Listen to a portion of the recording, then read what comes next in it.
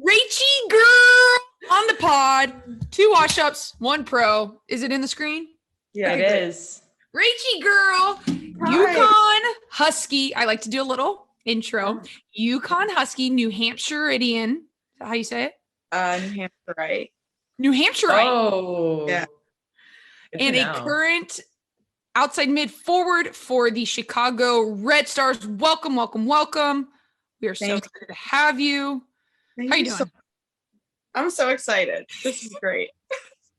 I know, Rachie girl, a little backstory. Rachie girl has been... I love that you call her Rachie girl. You know that me and Rachel played Region 1 together. You don't need to yeah. Well, I just I don't think I've ever called her Rachel's the thing. She played with Lydia Simmons, who's like my girl. Lydia. They're like the only 2 girls that were good that left New Hampshire because there's like 6 of you. Lydia, so like it was her and Lydia. Lydia Simmons is an all-time great. Yeah, shout out Lit. Yeah, shout out girl, Lit. she's like living it. Mary baby. Shout out to her cute baby. He's cutie patootie. Cool. But Rachie girl has been wanting to be on the pod, and we got her on. She's a tried and true twopper. We love it. We love it. We are so happy to have you. All right, let's get into it. Say? Let's go right into it. Listen, these are hard-hitting questions. Yeah, we really thought about these. I just So we wanted to know about your journey to UConn. So obviously we know you're from New Hampshire. You played for Seacoast, but I don't know. I feel like I was telling Joanne this other day. I feel like a lot of people that were up there, like you guys had like also people from New Hampshire playing on like the Scorpions or trying to play in Mass. So I thought it was interesting that you always stayed in New Hampshire. Obviously really great as a youth player, very highly recruited. But yeah, we're curious what landed you at UConn, and then competing in, that's what we wanted to know.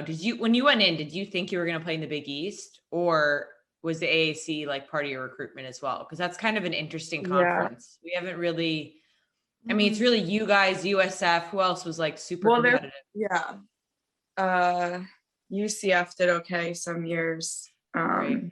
Yeah, it was very random, but I feel like I didn't even know, like going in, I feel like I knew nothing about college. Like I didn't even know like the conferences or anything. Like I was just like, oh, UConn, cool. Like I didn't want to go like too far from home. I didn't want to stay too close. I wanted to go to a big school, but like a big school that I kind of knew I had a better chance of playing a lot of minutes at. And I feel like I didn't look at too many schools. Like I feel like the only other big one I looked at was Penn State, because I have a lot of family in Pennsylvania, so that didn't feel like as far.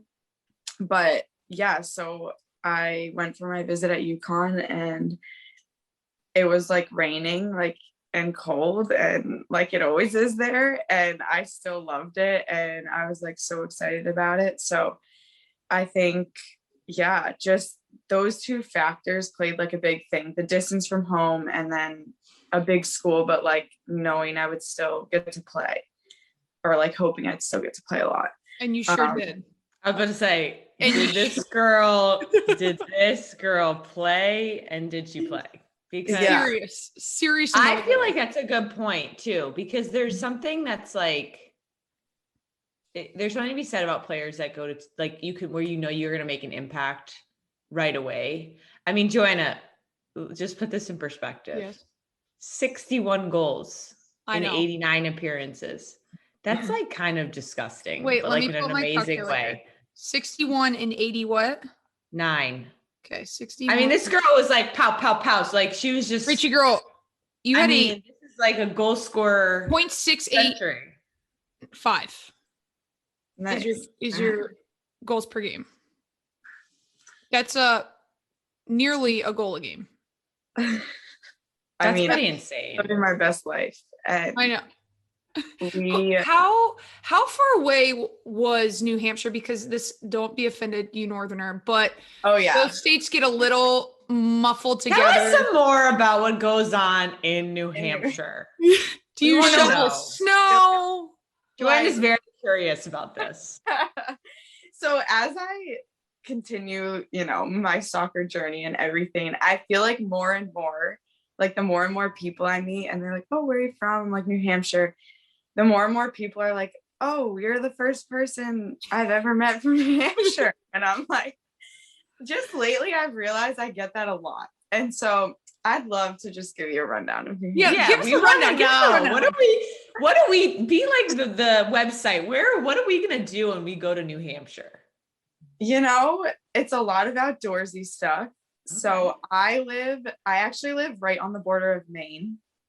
A lot of people struggle to, I think, picture where New Hampshire is. Yes. So Maine is like the top dog, yep. like, you know, right in the corner of the US up there. And New Hampshire kind of like runs down like along it. So like if this is like the coast, like the side of the coast. So New Hampshire like has a little bit of coastline right here before it hits Massachusetts. I love how much you thought about this. Tell us more. Seacoast. That makes sense. It's a club. Area. Yeah. So the river behind my house is Maine. So I was actually born in Maine. Fun fact. Oh, fun fact. And so, yeah, I grew up, you know, pretty remote. We had the river in the backyard, some woods. But I would go to the beach growing up. Very cold. You jump in, you get out, unless you're like 7 and under. And yeah, like I'm a snowboarder. I grew up skiing. Yep. Yeah. A lot of skiing. So loved that.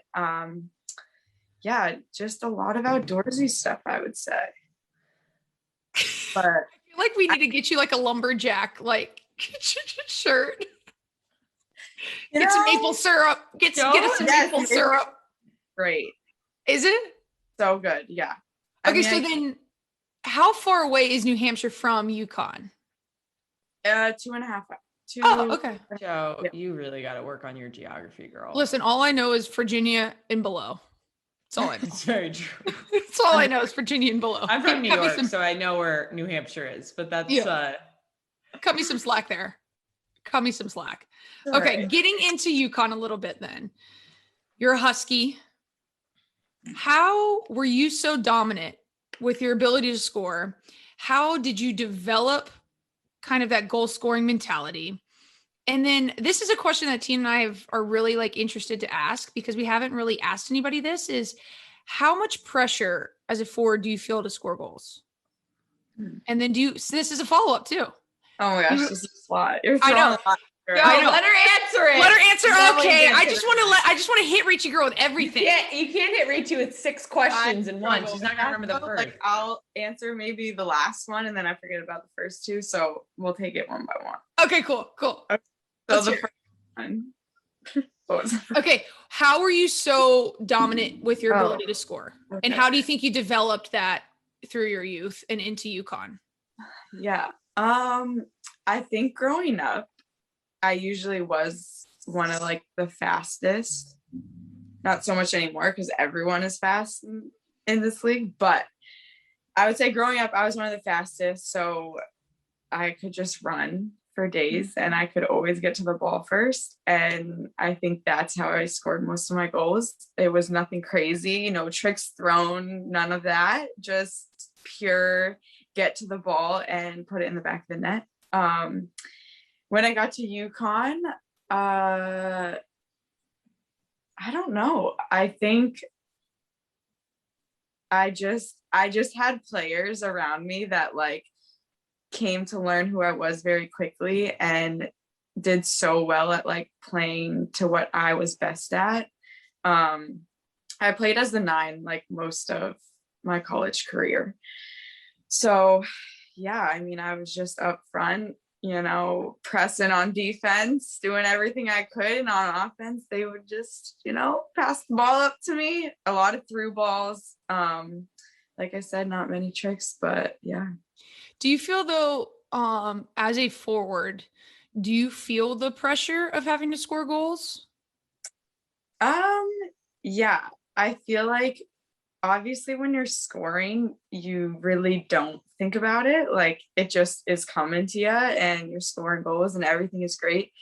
But then as soon as, you know, you start going 3, 4, 5 games and you're not scoring, I think then you do start to think about it more. When I feel like goal scorers, like it just comes, like they don't think, it's like purely instinct, they're just in the right spot at the right time.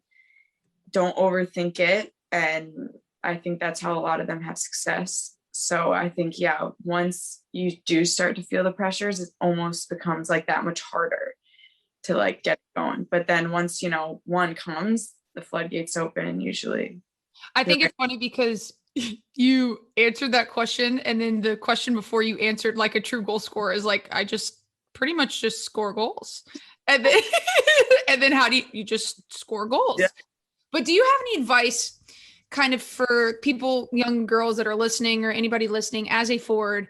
How do you, Rachie Girl Hill, get out of that mentality, out of that rut if you have not scored in a little bit? How do you get yourself into the place that you feel like that kind of weight's lifted and you can get back into that, where the goals are the floodgates open and the goals start to come? Yeah, like I said, I think you just like need to do your best about not thinking about it, not thinking about how you haven't been scoring. Like, sometimes I'll go back and I'll watch like all the goals I scored, and just be confident, know that you can do it. You've done it before. You can obviously do it again, type of thing. So just really doing your best to not focus on not scoring. Yeah. So obviously once you get to the professional level, and I know this has probably been coming from Orlando, not going into Chicago, and coming onto a team that's been, very highly successful year over year.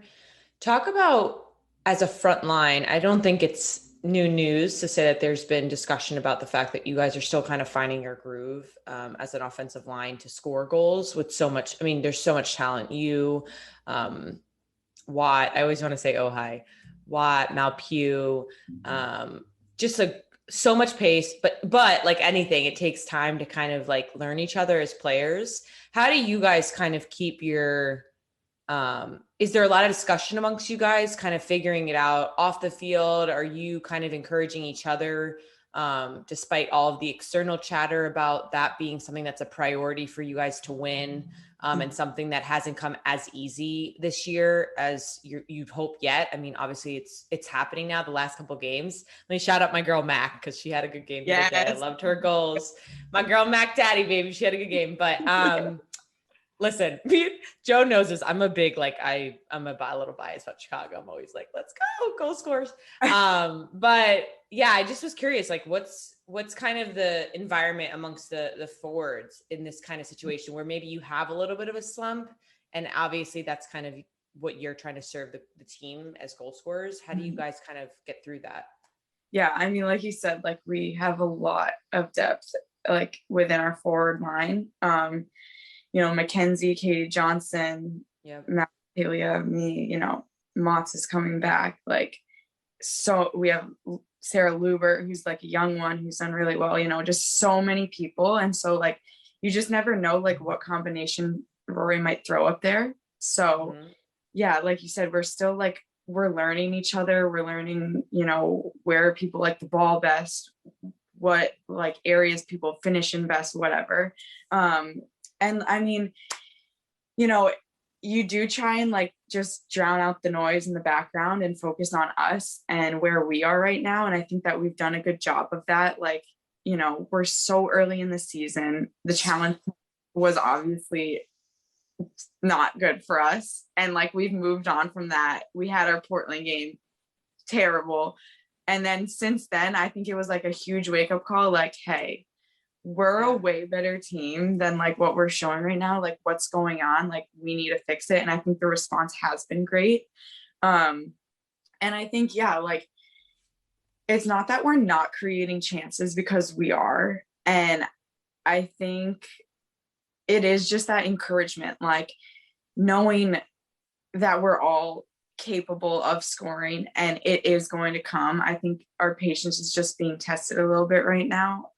But I know that we're going to break through, and we have goal scorers, and it's not going to be an issue just for now. It's taking a little bit of time, but it's a long season.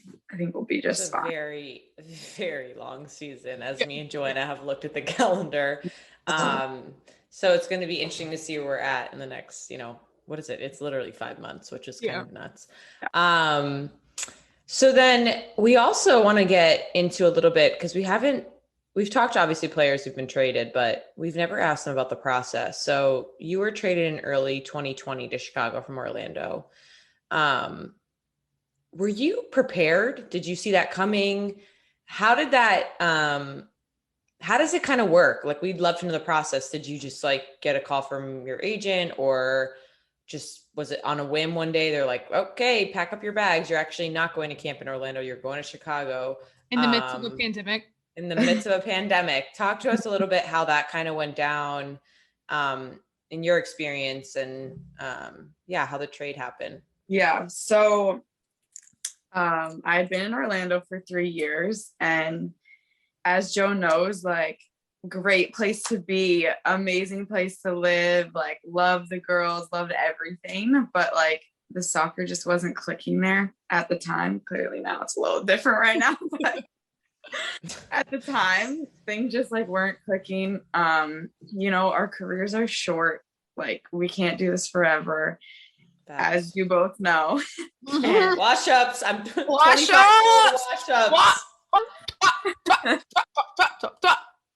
So, I was just like, I feel like I need a new challenge. And so, had discussions with the Orlando staff, and they were like super great about it, really understanding about where I was coming from.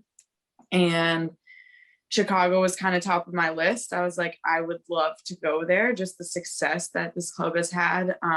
They're always a winning team. And so I was just, I kind of initiated it, but, you could end up anywhere at the end of the day. And so those talks kind of happened in, I think it was like mid-November, maybe end of November in 2019. So like a little bit after we finished the season. And then my agent like was great with everything, like communicating with Orlando, having talks with other teams and stuff through like Orlando. And so I felt like it was taking forever. Like December had gone by, and I was like, okay, is this going to happen or not? Like, what's going on? And then obviously the draft came up in beginning of January. And that's when like, I kind of knew like it's going to happen now. He loves the draft. Yeah. And so the draft's always crazy. And I was actually there because I was doing an internship with USU soccer at the time. So I was at the draft with like my internship, and I had one good friend who was in the draft class. So I went and I was there, and I saw Lloyd actually right before, and our goalkeeper coach from Orlando, and like he's the best, like so great ever. Like it was really nice, but like kind of awkward at the same time. And I was like, I don't know how to feel right now. Like, are you gonna tell me something, or like what's going on? And so then it was like minutes before the draft started, and our GM at Orlando like texted me. He's like, hey, like I know you're here, can you like come to our table? And so I was like, yeah. So I go. Oh, side note, the night before, my agent texted me and said basically like, I think you're going to go to Sky Blue. And so I was like, all right, like, okay, it is what it is. I'd love to go to Jersey. Like, let's go. So in my mind that day, I was like, I'm going to Sky Blue, whatever. Fast forward, at minutes before the draft's about to start, GM texts me, can you come to the table? I come to the table, and he's like, we just made it official, like you're going to Chicago. And I was like, what? Like, and then like a minute later, Rory came over, talked to him, and that was that. And then during the draft is obviously when like it was announced and everything happened. That's awesome. Well, first off, thanks so much for actually going into it, because I think obviously it's kind of a weird situation. So thanks for being super transparent with us, because that's super cool. Because I don't think a lot of people know how trades go on with the NWSL. You just scroll through Twitter and you see it, and it's just, that's what it is. So Richie girl, thanks for going. And I mean, I feel like everyone's different though. Like mine, yours is completely different than another person's, for sure. But like you said, like, some are. Oh yeah, tomorrow you're leaving. Yeah. Like. So yeah, and I think what I found really interesting, I think something to note, is a way to like advocate for yourself, because I think that's something that takes a lot of courage. I mean, we don't make jillions of dollars, like you said, you don't know where you're gonna land. Even with your situation, it seems like you like being on the East Coast because of your family. Imagine being sent to Seattle. Nothing against the team. It's just like, that's a huge transition for somebody. But to like have the courage to say, like, I need my career short. This is not working necessarily as a player. Nothing against the team. So can we figure something out? That takes a lot. And I think that like 3 years, like you go to college for 4 years. So 3 years, I think you gave your heart and soul to Orlando. And if it's not what you were kind of wanting it to be, as you could kind of see what was going to happen or how things were going, like Tina said, you advocated for yourself. And I think I don't know if that happens a lot, but that's one really, really brave. Really, really brave, and super happy that you ended up in the place that you really wanted to be at in the first place. That's awesome. Which is awesome. So kind of shifting gears, you've played in a ton of different environments, from New Hampshire, shoveling snow probably off the field, to youth national teams, to the NWSL, to Australia, where you were not shoveling snow, you were shoveling sand, and even Sweden. Okay. You've been around the world and back a few times. If you could think of an experience that truly challenged Rachel Hill to the core as a person and as a player, what would it be? And then how did you kind of battle yourself through that? So I would say it doesn't sound big, but like, going into UCONN, so college fitness tests is like a big thing. So going into UCONN at the time, it was a bit strange to me for a soccer fitness test, but our fitness test was, you had to do a mile in under 6:15, 800 in, I can't even remember now, but an 800 in a certain amount of time, a 400 in a certain amount of time, a 200, and with like a minute break in between each. And so, it wasn't like what you think soccer running is. And so, you get the packet and you start on your fitness journey, like going to college. I love that. And you're like, what the heck? And I remember like followed the packet, like, whatever, the day came up where you're supposed to like test on your own and see if you can do it. And so like I went to the track and I didn't even come close. I think I got like a 6:45 mile. And I was like, God, you're so slow. I was like, how am I like, I'm not gonna play. Like, how am I gonna fit into this group? Like, I am not fit. Like, everything. I was like, and I mean, because growing up, like, I don't know, I never like failed at anything. Really. Like, you had so much success in youth and like, you're the star and whatever. And so I finally got to something that I couldn't do. And I was just like, how am I going to get through this?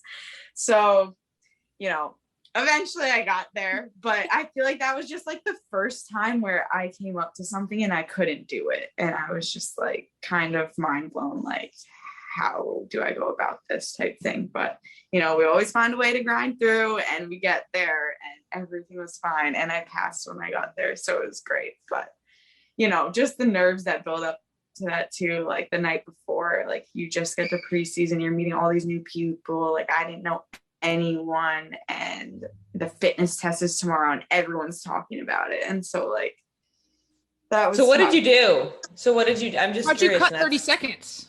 Yeah. How'd you cut the no, 30?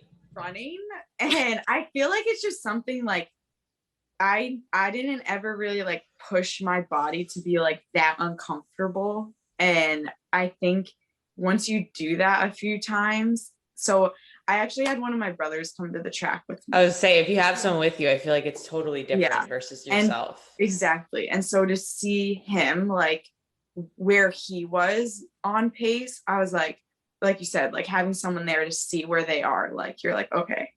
And those who don't know Rachie Girl, if Rachie Girl's we're all competitive here.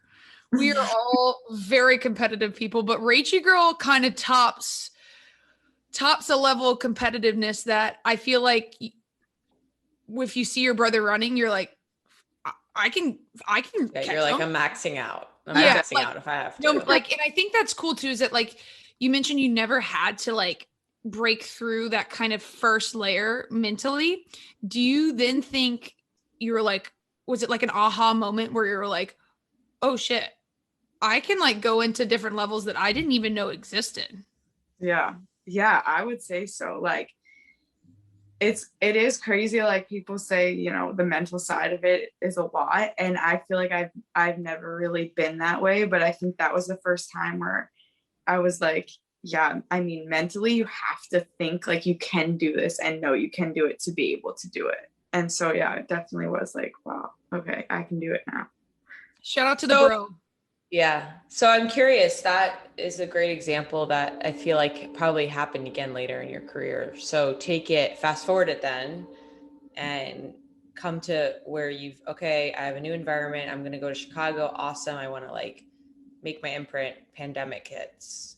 You like have to meet all these again, like we know each other, but you have to like integrate with your new teammates. Yeah. Also like figure out how to more or less prove yourself, right? Because like you want to show them that you're an asset to the team.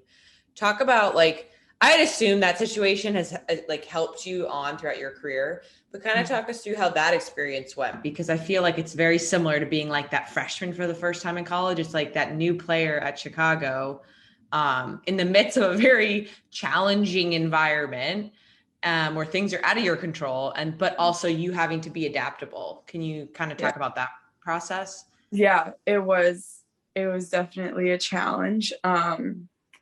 So I got here, I think 5 days before. So we had trained for 5 days before, you know, everything happened. And like, at first it was like, I think we were supposedly had the weekend, like it was like a Friday and they were like, okay, you have Saturday and Sunday off now because of the thing. And so we were like, okay, we're going back Monday. And then like Monday hit and it was like, okay, a week. And then whatever, here we are. But yeah, so like getting here, I would say like, you know, the first few trainings, like before all that happened, like I knew Mott's and Mackenzie, which was like super helpful. Your roomies, right? Yeah. That's awesome. Yeah. Live together. It's great.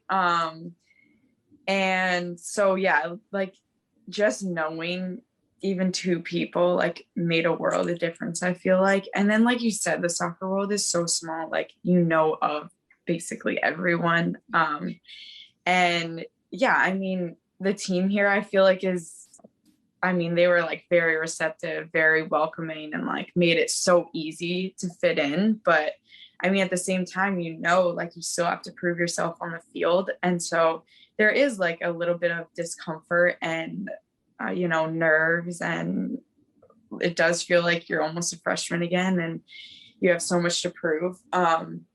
So then I think, you know, after those 5 days, whatever, we had a huge break in time. And I feel like, so I ended up going home during that, and that was like a month and a half, I think. So then coming back from that, I almost felt like I was starting from the beginning again. Like, I feel like those first 5 days didn't even exist. Like, and it was like a restart again. And so I think we really bonded in the fact that like we weren't allowed to train in Chicago. So we were driving up to Wisconsin every day. I remember that. Oh my gosh. What's that drive? Is it hour 15-ish?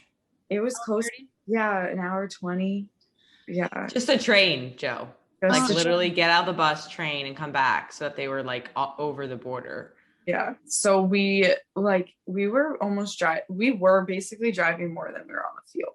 Like it was a lot. But I think that like helped me integrate into the team because we all had the same thing that we were going through, and like it just really brought the whole group together at that point. And you have to pass time on the bus. You can read No, only. they drove.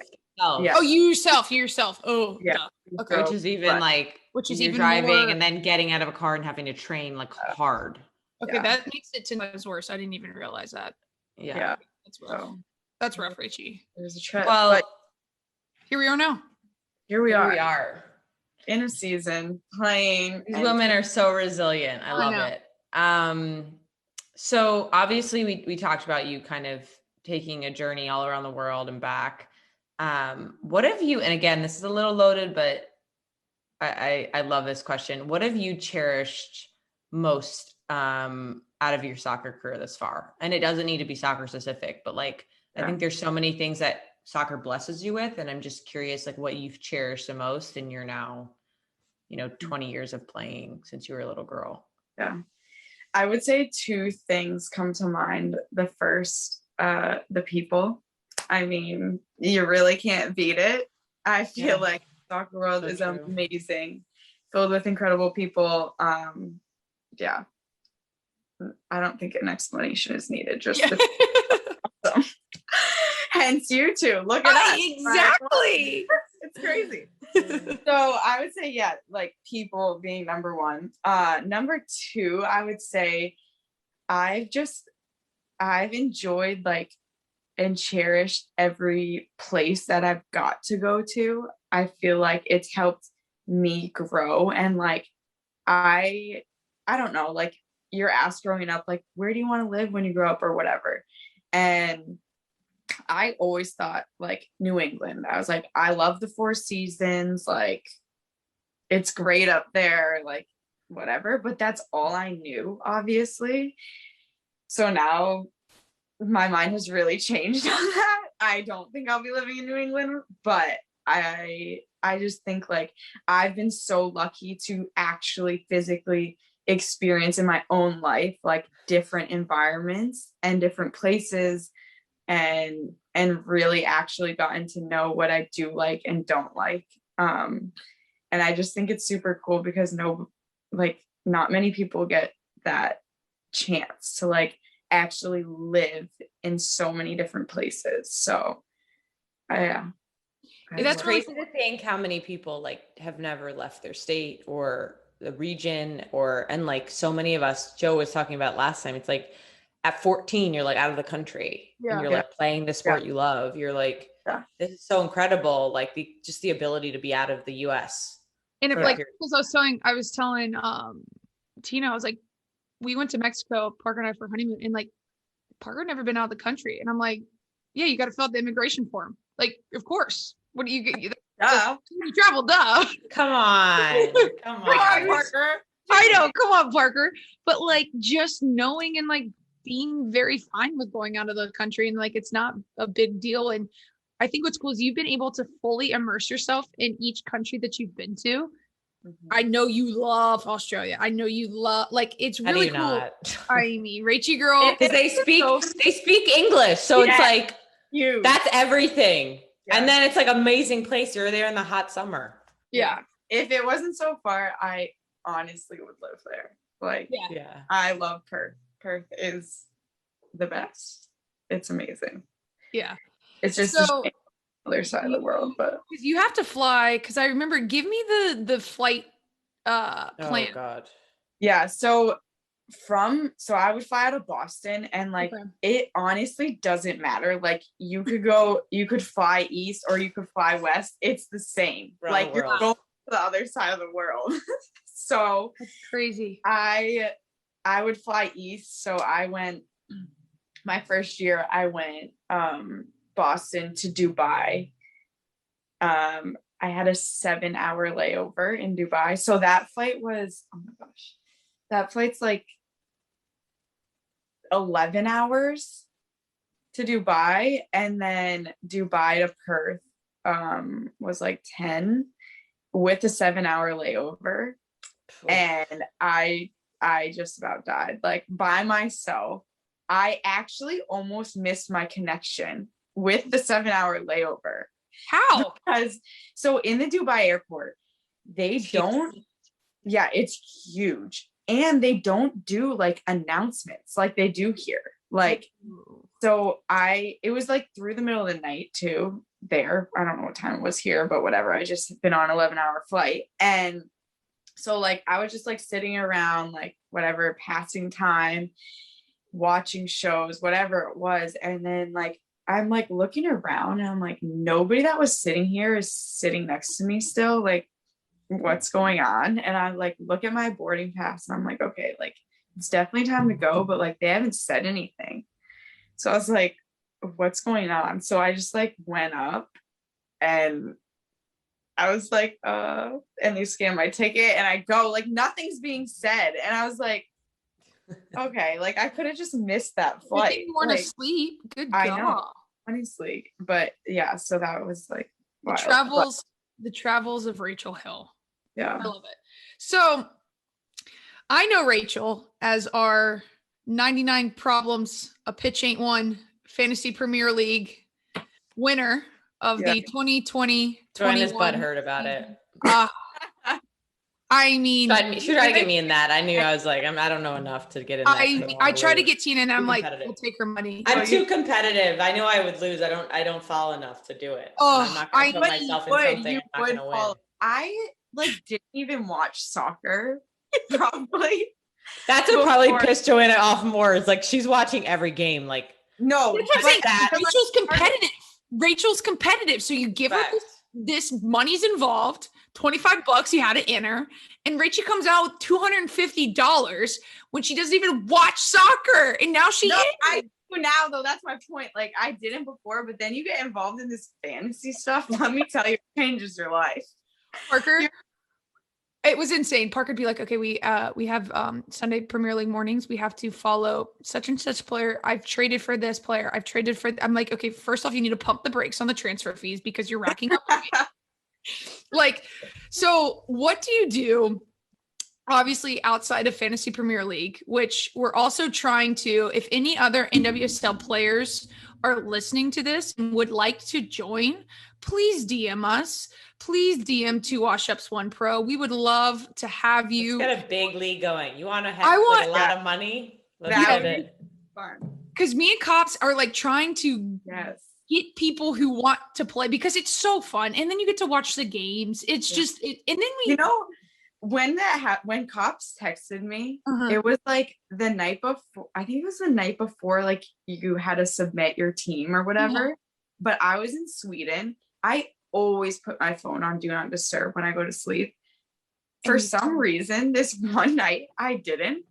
And she had me and Danny Weatherholt in a group text and was like, hey, do you want to join? Whatever. So I had woken up because my phone kept on going off and I was like, dang it. Like, I can't believe I didn't put my phone on Do Not Disturb. I look at it and this is what's going on. And I was like, oh my gosh, it was 3 a.m. in Sweden. I was like, I need to get a team together. Like, I can't miss out on this. Click. Right? So here we are, the winner. The winner. I love it. And I just love the banter of it. Like, I love the banter. It's truly incredible. So outside of Fantasy Premier League, which we know you're the champion. Once again, it pains me. Thank you, Joe. Thank you. It's okay. Next season. Tell us something about Rachel Hill outside of professional soccer that maybe not a lot of people might know. Okay. Besides your golf game. What do you do on your off day? Yeah, what do you do on your off days? Yeah. I usually just chill. I honestly don't I'm not a big, I don't know anything. I like being outside. I'm currently trying to invest in a bike. So hopefully getting a bike soon as the weather gets nicer here. Go for some rides along the lake. Pretty.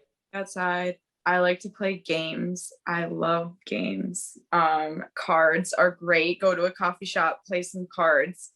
Can't beat it. I recently started drawing. Okay. Oh, Rachie girl.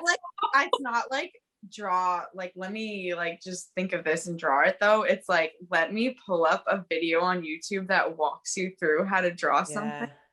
And YouTube vids get you through. Yeah. So why haven't we seen this on Instagram? Let us promote your work. Give us a nice shot. We'll put it right on our Instagram. Yeah. All right. I'll right there. My best. Yeah. Show us your best work. Your best work. Okay. Yeah. I'll get that. Top quality. I'm so happy you told us that because that makes me so happy. I picture Rachie watching a Premier League soccer game with a cup of coffee, like just sketching. Maybe we should send her some like a sketch pad instead of one of these. You know what's actually really fun to do is getting like a coloring book. Yeah. Sometimes it's weird with my niece. I'm like, I'm enjoying this more than you. I'm like getting in the lines and like shading, like, making sure it's not like the lines go in the correct direction. Like what? Okay, the princess. What dress color does she want? Pink, blue, yellow. You know, like you get really into it. But I'm sure YouTube videos, I can't even imagine. There's probably that's a dark hole. That's a dark hole. Then you get really confident. You're like, oh, I can draw that. Yeah.